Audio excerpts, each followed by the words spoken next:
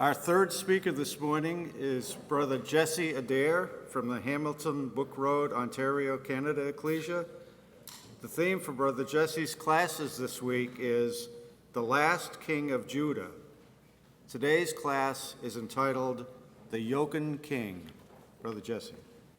If in your Bibles you would turn with me to 2 Kings chapter 24, Zedekiah was going to take up the throne of Judah. But in that throne, that kingdom of which he was going to occupy its position as head and over all of it, he was going to come into a scenario where Nebuchadnezzar had significantly diminished that kingdom in all its vitality. And if I asked you in your head to answer, what were the three things of which Nebuchadnezzar had diminished, they would be these three things. He had diminished the money, he had diminished the marriages, and he had diminished the military. And in 2 Kings chapter 24, here are the three in succession. Verse 13.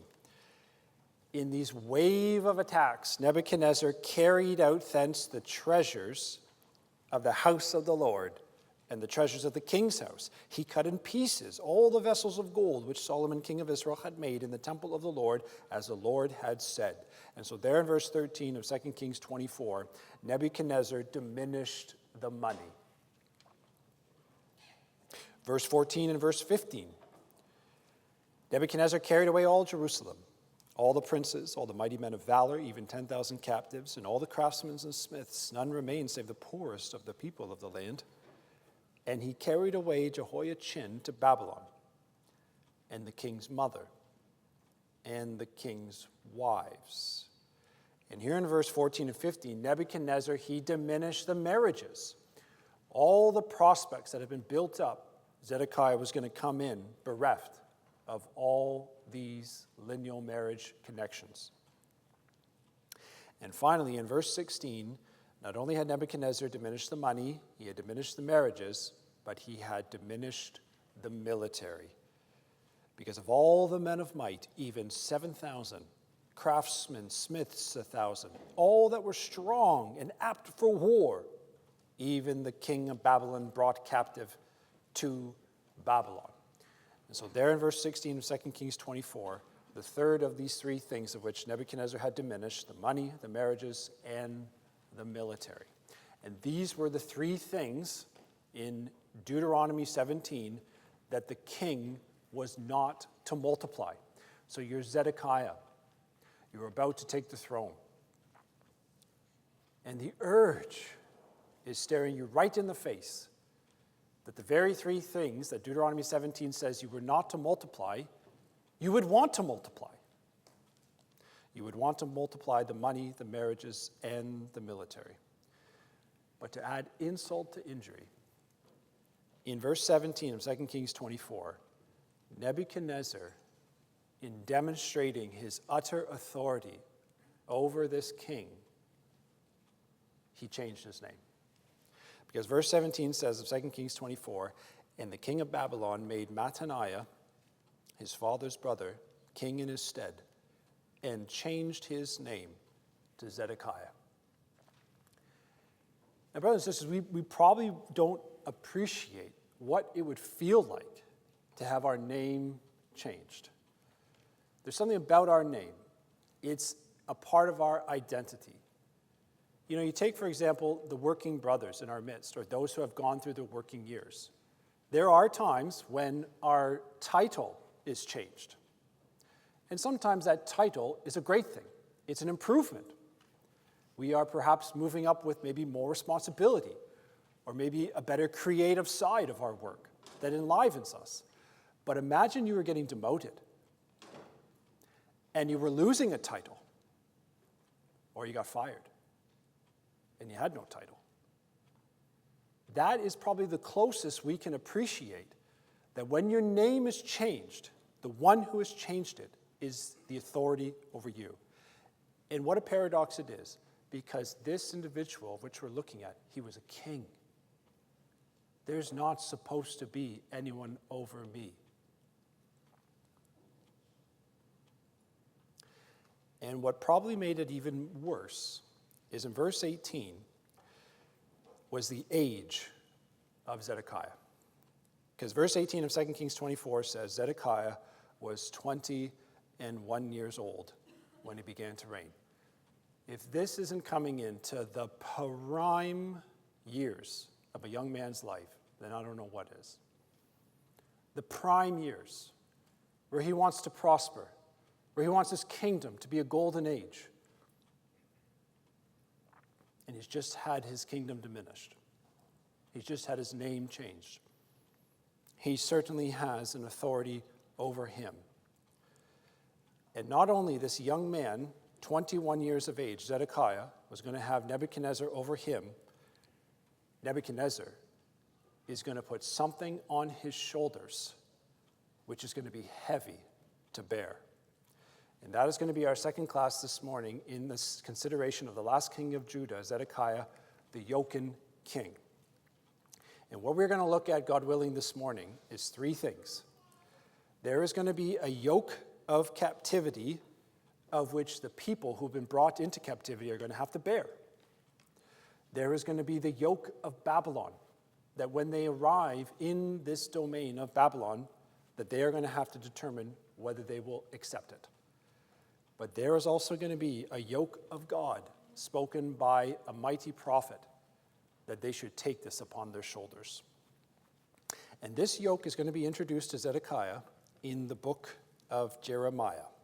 Now come with me to Jeremiah chapter 29, where we will spend numerous times in the book of Jeremiah going through this story of the last king of Judah. So come with me to Jeremiah chapter 29, and this is where this yoke is going to be introduced to Zedekiah here in the book of Jeremiah. Now you might have a heading ahead of Jeremiah chapter 29, and it might have some idea of a letter that is going to be written to the captives. And that's what Jeremiah 29 is going to detail for us. This letter, these captives have gone in, Nebuchadnezzar has come in his 4 waves and deported the Jews. And so, in Jeremiah chapter 29, we're going to learn about this letter that was written to the exiles. And here's how we sort of begin this story in verse 1 of Jeremiah 29. Now, these are the words of the letter that Jeremiah the prophet sent from Jerusalem unto the residue of the elders which were carried away captives, and to the priests, and to the prophets, and to all the people whom Nebuchadnezzar had carried away captive from Jerusalem to Babylon. After that, Jeconiah the king and the queen and the eunuchs and the princes of Judah and Jerusalem and the carpenters' smiths were deported from Jerusalem. By the hand of Elasah, the son of Shaphan, and Gemariah, the son of Hilkiah, whom Zedekiah, king of Judah, sent unto Babylon to Nebuchadnezzar. Now, there's 2 things I want us to take note of. There is going to be a letter written by Jeremiah. Zedekiah is going to know about this letter, and, more importantly, he's going to know about its contents. So whatever is in this letter that Jeremiah is writing and is going to be sent to the exiles, Zedekiah is going to know about it, and he's going to know about the contents. So this is not just a message for those in exile. This is a message for those that are still in the land. And so these exiles are going to be told to accept what they were to do in Babylon, because they were going to be there for quite some time. And here's how the letter opens in verse 4 of Jeremiah 29. Thus saith the Lord of hosts, the God of Israel, unto all that are carried away captives, whom I have caused to be carried away from Jerusalem unto Babylon. Build ye houses, and dwell in them. Plant gardens, and eat the fruit of them. Take ye wives, and beget sons and daughters. Take wives for your sons, and give your daughters to husbands, that they may bear sons and daughters, that ye may be increased there and not diminished. And verse 7 says, and seek the peace of the city, whither I have caused you to be carried away captives, and pray unto the Lord for it. For in the peace thereof shall ye have peace. Now, if you have a pencil or sort of a coloring pencil, there's one key word that I want to take note of, and it's this word captives. And you would have noticed that in verse 1, twice we come across this word captives. That the elders which were carried away captives, Jeremiah 29, verse 1. At the end of verse 1, whom Nebuchadnezzar had carried away captive from Jerusalem to Babylon. So there in verse 1, we have 2 times this word captive. And then in verse 4, unto all that are carried away captive. And in verse 7, I have caused you to be carried away captive. Now, these captives were in a position where there was going to be someone over them. It was going to be Nebuchadnezzar. And they were told to do 3 things. And here there are the 3 things in verse 5 and 6. So you might like to put a 1 and a 2 and a 3, but here are the 3 things. That these captives, if they were to be increased and not diminished, they should do these 3 things. Verse 5, build ye houses and dwell in them. Plant ye gardens and eat the fruit of them. Take ye wives and beget sons and daughters. Now let's try and put those 3 things in our own sort of vernacular so they have sort of a resonance with us in modern day, okay? Now, when it says to build a house and to dwell in them, that is clearly a man's home. You are building a house, you are dwelling in it. You have a man's home. Now, how about planting a garden and eating the fruit of them?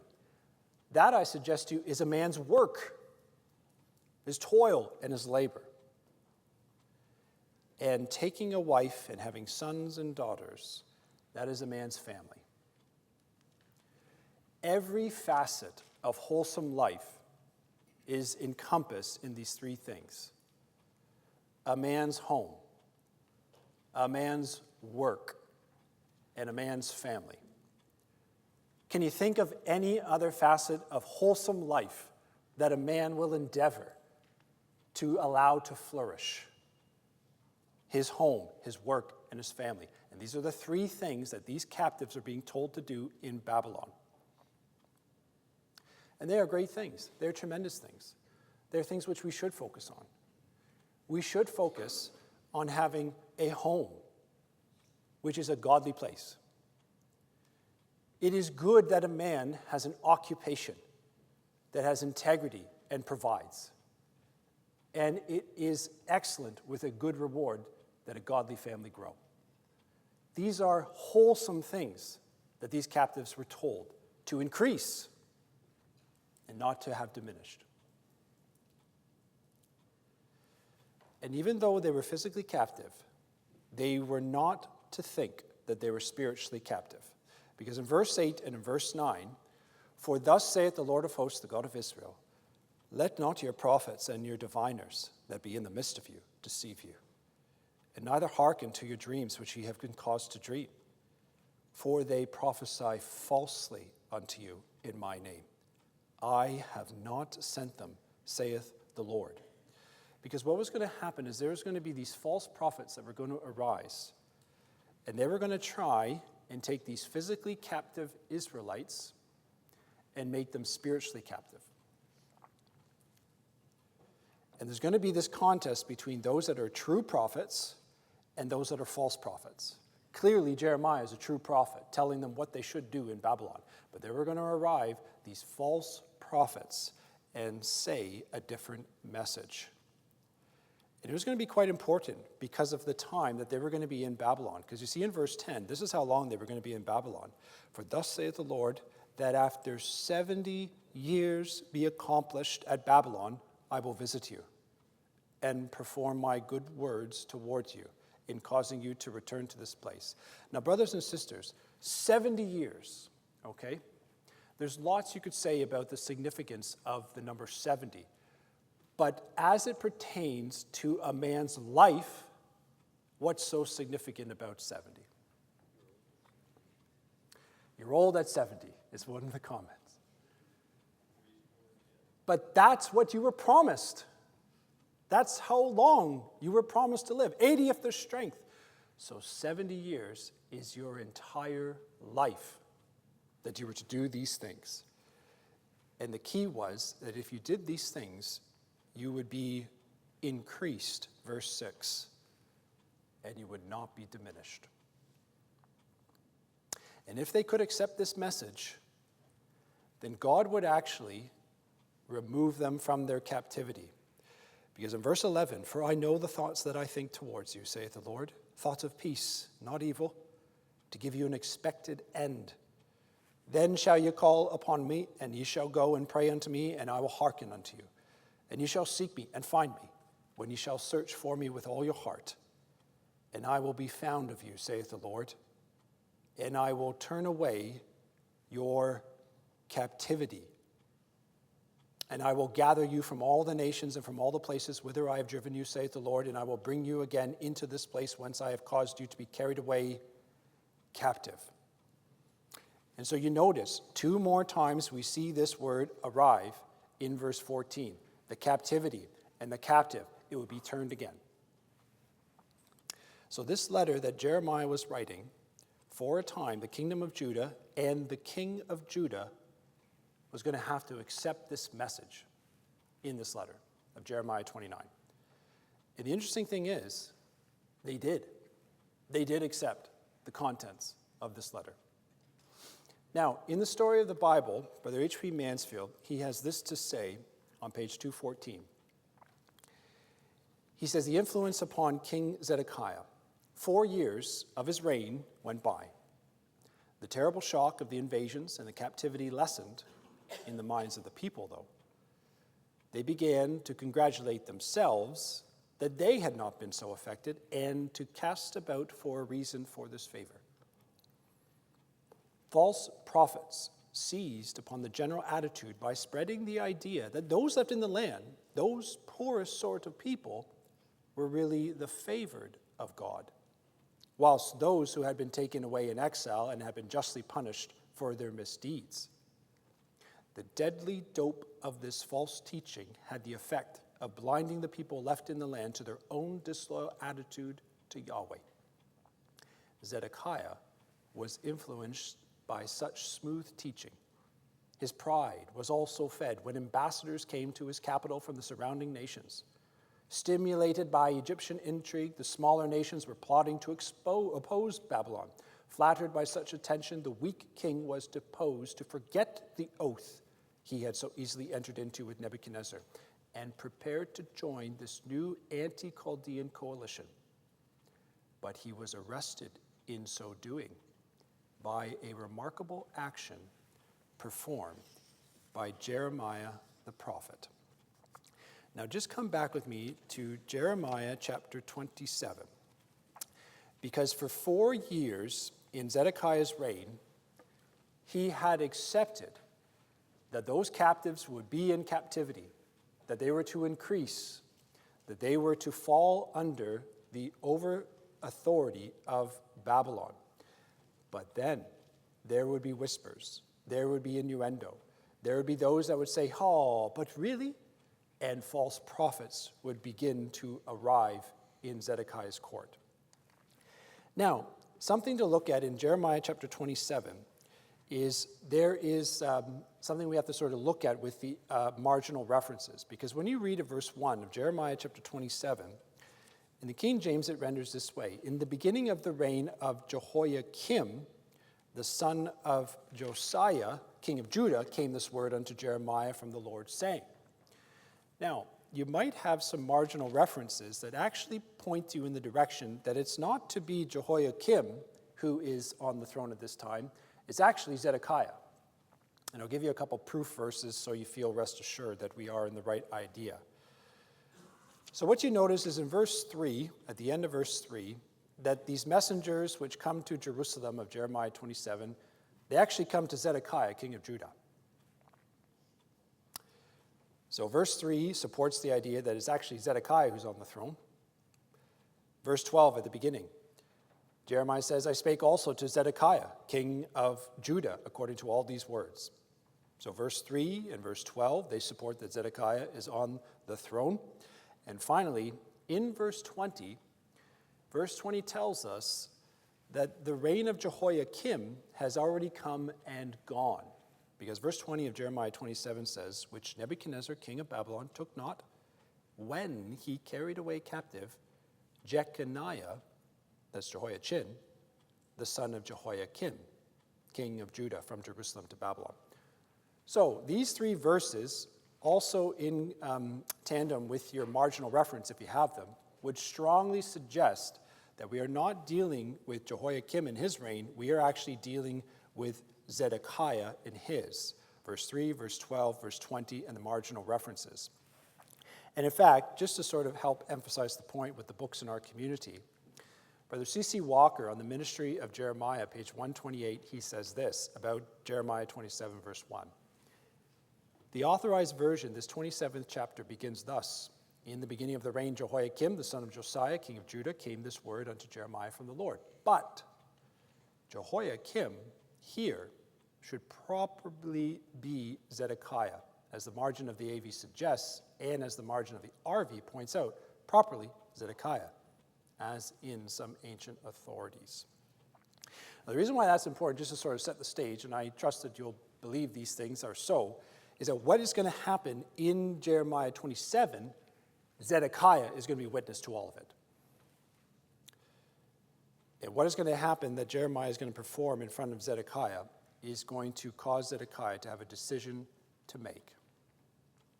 Because for 4 years in the reign of Zedekiah, Jeremiah had written a letter. But now 4 years in, and these false prophets are springing up, Jeremiah is going to have to wear a yoke. And that's exactly what he does in verse 2 of Jeremiah 27. Thus saith the Lord to me, make thee bonds and yokes, and put them upon thy neck, and send them to the king of Edom, to the king of Moab, to the king of the Ammonites, to the king of Tyre, and to the king of Zidon, by the hand of the messengers which come to Jerusalem unto Zedekiah, king of Judah. And you would probably have noticed that these line of kings are strategically located in and around the kingdom of Judah, and they are what we might call confederate kings. So the king of Edom, the king of Moab, the king of Ammon, the king of Tyre, the king of Zidon, and they are coming to the throne room, Jerusalem, verse 3, to King Zedekiah. And all these kings are going to come up to Zedekiah with a proposition. And Zedekiah now is about 25 years of age. And 4 years ago, the letter was written to the captives. And for 4 years, the kingdom under Zedekiah, it prospered. It increased. But these kings that are going to come up to Jerusalem to speak to Zedekiah, they have another idea. And Zedekiah is going to have to determine which way he will fall. Now, in order to help us sort of pick up what is going on here, I'm going to give you a suggested breakdown of Jeremiah 27, and it is this way in order to sort of give us like the high-level points of this whole chapter. In verses 1 to 11, Jeremiah's yoked address to the neighbors of Judah. Verses 12 to 15, Jeremiah's yoked address to the king of Judah. And thirdly, Jeremiah's yoked address to the priests and people of Judah, verses 16 to 22. And so if you like a good breakdown, as I do, it helps to sort of get you a sense of what is happening in this chapter. Jeremiah is going to actually have a yoke upon his shoulder. He's going to give an address to the neighbors of Judah, these kings that have come up. Then he's going to turn his attention to one man, the king of Judah, and give a yoked address. And then Jeremiah is going to focus his last address on the priests and the people of Judah. Now, I don't know if you do this at home during the readings, but we do because our children are of that age, where an object lesson is tremendous. You know, I remember we were doing a reading, and in the reading there was an anointing taking place. It's very difficult if you're a type A personality like me, because you're like, I'm going to get some oil out and maybe run it down my children's head, and then I have to clean them up afterwards. So it's kind of like, do I do this? Well, it's the benefit of the children, so you kind of do it. And if you do that at home during the readings, you know that an object lesson is incredibly powerful. And for the children, it just sticks with them. And be careful, though, when you do one object lesson, because guess what will happen? The kids will ask for more, okay? So you better be prepared with your creative mind on hand. But an object lesson is incredibly powerful because it sticks in the mind. It's almost like the idea, I will hear an exhortation, but boy, I would also love to see one. Because what Jeremiah is going to do is he's going to come in and he's going to have this wooden yoke upon his shoulders. And as he speaks these words, they're going to hear his words, but they're going to see that yoke. And this is what Jeremiah was to do. Verse 4 of Jeremiah 27. Command them to say unto their masters, Thus saith the Lord of hosts, the God of Israel, Thus shall you say to your masters, I have made the earth, the man and the beast that are upon the ground, by my great power and by my outstretched arm, and have given it unto whom I seem meet unto me. And now have I given all these lands into the hand of Nebuchadnezzar, king of Babylon, my servant, and the beasts of the field have I given him also to serve him. Now this initial command to Jeremiah is that he is going to send this message to verse 3, the kings of all these nations. The kings of all these nations. The yokes that are going to be placed upon these kings, Jeremiah is saying it's like placing a yoke upon the beast. And what do you think these kings are going to respond with? How do you think these kings are going to respond? Jeremiah is saying they were to lower themselves to the level of a beast who bears the burden of the yoke. Because you see in verse 5 and in verse 6, the beasts that are upon the ground. Verse 6, the beasts of the field. This is what God is saying to these kings. And because you are beasts, then you should be wearing this yoke. And if they couldn't humble themselves to serve, then one day in the future, they would be made to serve. Because you also notice in verse 6 what God called Nebuchadnezzar, my servant. And the beasts of the field have I given also to serve him. And verse 7 says, and all nations that shall serve him and his son's son, through the 70 years, until the very time of this land come, then many nations and great kings shall serve themselves of him. And you would have noticed there in verse 6 and 7, 4 times we have this idea of service. A servant, serve. Verse 7, serve. Verse 7 again, serve. And the message was clear. These kings were being told that they had to become servants. And they had to make the choice. Because if they didn't choose to be a servant, God would make them. Because verse 8 of Jeremiah 27, and it shall come to pass that the nation in the kingdom which will not serve the same Nebuchadnezzar, the king of Babylon, and that will not put their neck under the yoke of the king of Babylon, that nation will I punish, saith the Lord, with the sword, with the famine, with the pestilence, until I have consumed them by the hand. And so what you have in verse 6, 2 times, serve, servant and serve. Verse 7, serve twice. Verse 8, serve. And you had to put your neck under this yoke. It was very clear. And their punishment, if their kingdoms would not serve, was they were going to receive these 3 judgments. Verse 8, the sword, the famine, the pestilence.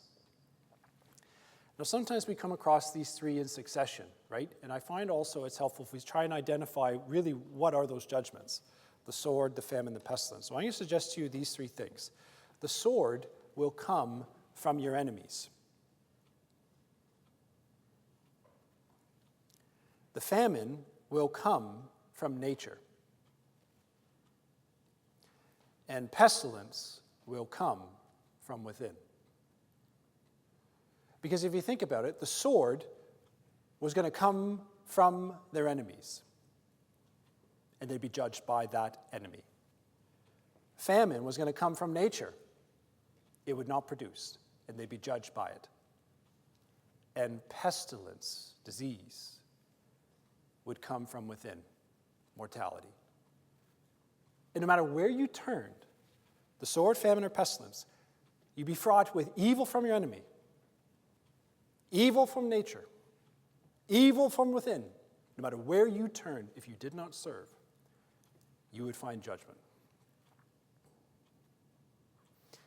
And these kings would not only need to cast away their pride, but they would also have to forsake the prophets who had their ear.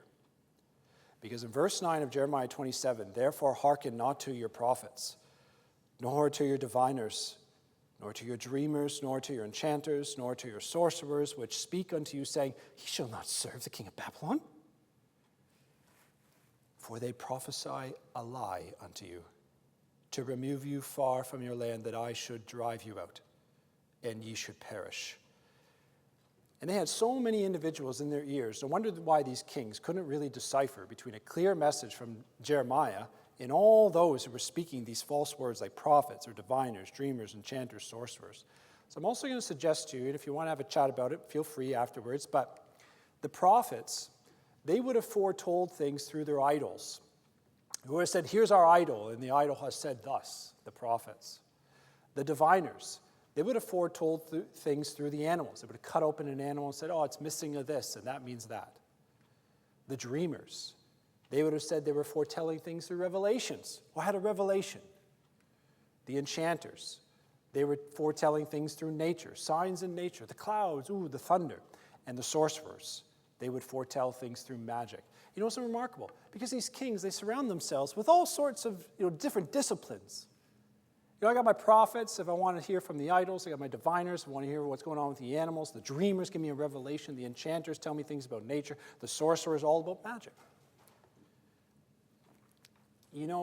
Nothing new under the sun, brothers and sisters, but these kings would have been inundated with senseless knowledge that was utterly empty.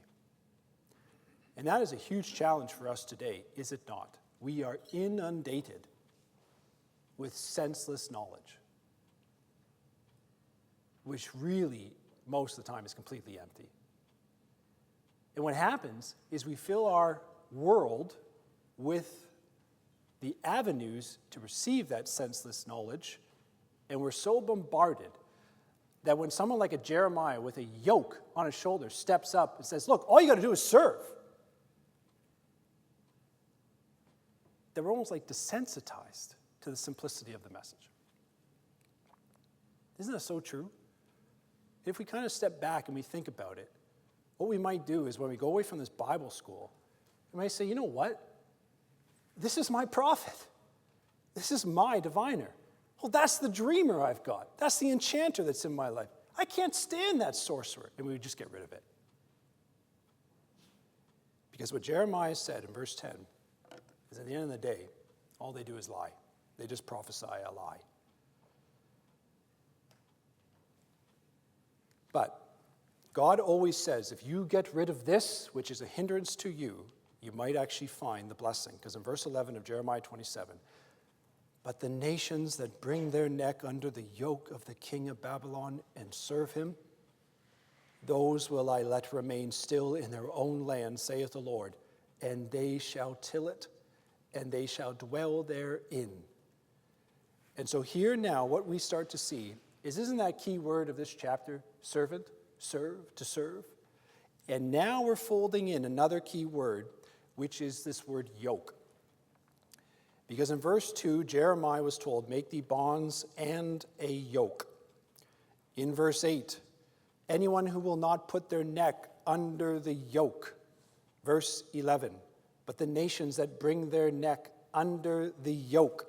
And what you will want to do is maybe in your own time, but in Jeremiah 27 and in Jeremiah 28, that key word yoke keeps coming up. So if you're one of those individuals that likes a word to just pop out so that when you come here in the readings or you're reading it later, you definitely know what one of the key themes is. In fact, also on your own time, in Jeremiah 27, the word serve will appear no less than 10 times. So if you're one of those keeners that just loves that tactile learning, getting that pencil out, then the word serve in Jeremiah 27, no less than 10 times is going to appear. So, you're Judah's neighbors.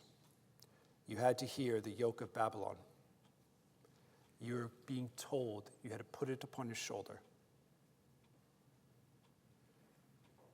But in verse 12, Zedekiah is going to have to decide, how am I going to respond? Because verse 12 of Jeremiah 27, Jeremiah says, I spake also to Zedekiah, king of Judah. He turned his attention from Judah's neighbors, these kings who were really beasts to have a yoke upon their shoulders. Would they serve? No, they wouldn't. And he turns in verse 12 to Zedekiah, king of Judah. And he said, according to these words, verse 12, bring your necks under the yoke of the king of Babylon and serve him and his people and live. For why will you die, thou and thy people, by the sword and by the famine and by the pestilence, as the Lord has spoken against the nation that would not serve the king of Babylon? And the choice before Zedekiah was going to be this. You bear the yoke, you become a servant, you will live, you and all your people and all your house. But if you refuse the yoke and you reject being a servant, you will die, you and all your people and all your house. That was the clear message which Jeremiah presented to Zedekiah then and there wearing that yoke. He couldn't make it any more plain. It was two choices. You can live or you can die, but one involves humility and the other involves pride. But then we have to feel for this Zedekiah, brothers and sisters, because he was now 25. He was in such the prime of his life. He wanted his king to grow, but I have to be a servant. And he had something in his life which was going to weigh him down because he hadn't got rid of it. Now, what was that something? Well, in verse 14 to 15, here was that something. And you notice the repetition of this phrase. In verse 10, all these somethings in his life, they were prophesying a lie. Well, look at verse 14 and 15. Therefore, hearken not unto the words of the prophets that speak unto you, saying, you shall not serve the king of Babylon, for they prophesy a lie unto you. For I have not sent them, saith the Lord, yet they prophesy a lie in my name, that I might drive you out, and that you might perish, ye and the prophets that prophesy unto you. And so 3 times here in verse 10, 14, and 15, Zedekiah had something in his life that was hindering him. And so much was it hindering him that it was prophesying a lie to him. He was deceived.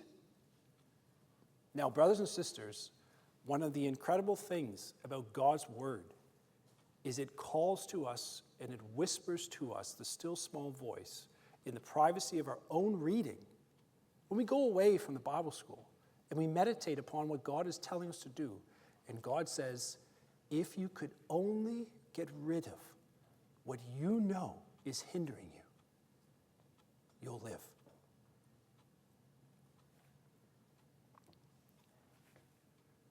We had a youth conference in 2012, and the topic was on Jehoshaphat. It was exceptional. And the brother came, and he did a splendid series on music. And you want to see Christadelphians sort of like get the dukes out and start duking it out. You want to talk about music, okay? It's one of those topics you think, really, music? Wow, okay, music, I guess. And he was talking about qualities of godly music, criteria of what we might listen to, how the scriptures resonate with what music should be about. And he just listed them very simply. And not only did it have good scriptural references, he also had an incredible ability with music. So not only could he talk the talk, but he certainly could walk the walk. And there were some you could tell at that conference, they didn't want to have a bar of it, to use an Australian expression. No way. I'm going to hold on to my music. And then there were some in the conference, you could definitely tell they were changed. Now, at that conference, 2012, I was still having these CDs. Oh, I just aged myself. But I had CDs from Pentecostals. Because you know, Pentecostals and Baptists, you want to go to a service? You go to a megachurch service and 45 minutes of singing is mandatory. You're jumping in the aisles, you're doing cartwheels, you get it. There's a concert going on. And these Pentecostal CDs were so good. They moved you. You started clapping and dancing. You know, the hands were above your head, just waving everywhere. And I still had them. And I still listened to them. But then this brother, he made me think about the lyrics and about the actual music. And I got to tell you, I went home, pitched them. And I didn't send them to the Goodwill because someone else will pick them up. I just trashed them. Now, that is a personal anecdote of something that was definitely a hindrance to the clarity of thought. Maybe they had some wholesome components to them. Sure they did. But they were a hindrance. And you know, brothers and sisters, we all know in our own lives there's going to be a hindrance for us. And the challenging thing with Zedekiah is when you're young, it's so difficult to get rid of them because you are creating your identity. And you feel like by getting rid of them, a piece of you is missing. And I suppose as we get older, we have more clarity of thought. And we look back with maturity and experience and say, actually, we can do without that. But with Zedekiah, he had in his court those that were prophesying a lie. And he was going to have to choose between two types of prophets. The true prophet, which was Jeremiah, and the false prophet, which was a man named Hananiah.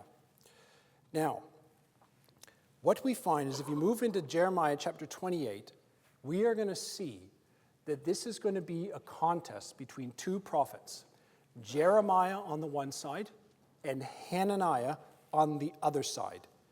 Because what's going to happen is in verse 1 of Jeremiah 28, it came to pass the same year in the beginning of the reign of Zedekiah, king of Judah, in the 4th year and in the 5th month, that a man named Hananiah, the son of Azur, the prophet, which was of Gibeon, spake unto Jeremiah in the house of the Lord, in the presence of the priests, and all the people saying, and notice what Hananiah is going to say, verse 2, 3, and 4. Here's his message. And just notice how it stands in opposition to what Jeremiah has said to Zedekiah. Verse 2. Thus speaketh the Lord of hosts, the God of Israel, saying, I've broken the yoke of the king of Babylon. For within 2 full years will I bring again into this place all the vessels of the Lord's house that Nebuchadnezzar, king of Babylon, took away of this place, carry them to Babylon. And I will bring again to this place Jehoiachin, the son of Jehoiakim, king of Judah, with all the captives of Judah that went into Babylon, saith the Lord. For I will break the yoke of the king of Babylon. You could not get a more stark contrast to what Jeremiah has said. Jeremiah has said, you got to wear this yoke, and you got to put it on your shoulders for upwards of 70 years. And in Jeremiah 28, verses 2, 3, and 4, a man named Hananiah steps forward. He says, actually, in 2 years, that yoke's going to be broken. And you know what is incredibly difficult for Zedekiah? Is you notice what Hananiah is called in verse 1. He's called the prophet. So he's got the title. Verse 2, thus speaketh the Lord of hosts, the God of Israel. So he's got the words. And he's dealing with the same themed message. What's going to happen to this yoke? Whew, here's Zedekiah. You got Jeremiah on one side. He's called the prophet. He's using thus saith the Lord. He's dealing with the yoked addressed. And now I got Hananiah, this man over here. He's also called the prophet. He's saying thus saith the Lord. And he's dealing with the yoked addressed. So what do you do? Well, Jeremiah in verses 5 to 9, he reiterates to Zedekiah, And he also says about the prophet who is standing juxtaposed him, he says, verse 5, the prophet Jeremiah said unto the prophet Hananiah in the presence of the priests and in the presence of the people that stood in the house of the Lord, even the prophet Jeremiah said, Amen. The Lord do so. The Lord perform thy words which thou hast prophesied to bring again the vessels of the Lord's house and all that is carried away captive from Babylon into this place. May it be so. But nevertheless, hear thou now this word that I speak in thine ears and in the ears of all the people. The prophets that have been before me and before thee of old prophesied both against many countries and against great kingdoms of war and of evil and of pestilence. The prophet which prophesieth of peace, when the word of that prophet shall come to pass, then shall the prophet be known that the Lord hath truly sent him. And Jeremiah evokes the words of Deuteronomy 18. And he says, Zedekiah, you know the law. Because in Deuteronomy 17 it said you had to write it out.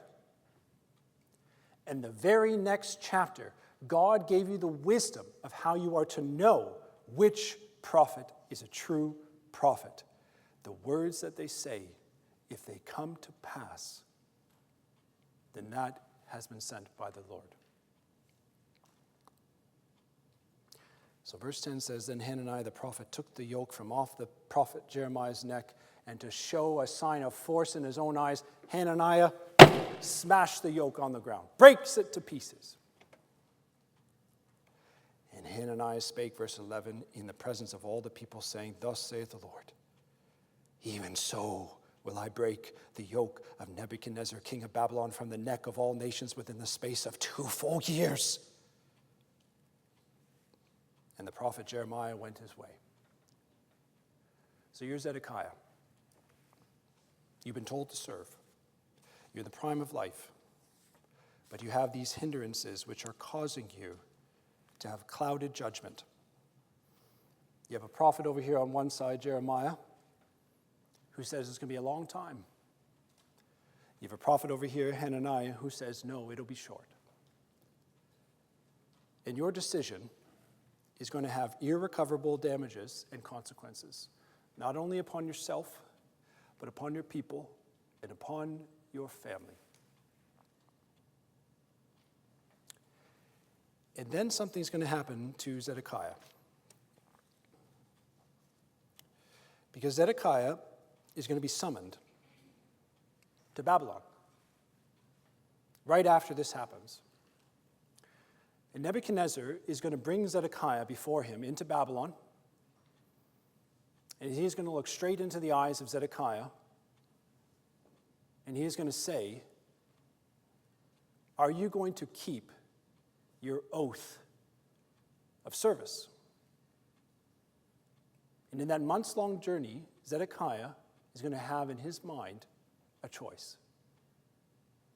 To either listen to Jeremiah or listen to Hananiah. But one thing is sure, that when he arrives in Babylon and he stands before that king, he will have to decide, will I be an oathen king who keeps his oath? And God willing, that we will consider in Class 3, Zedekiah, the oathen king.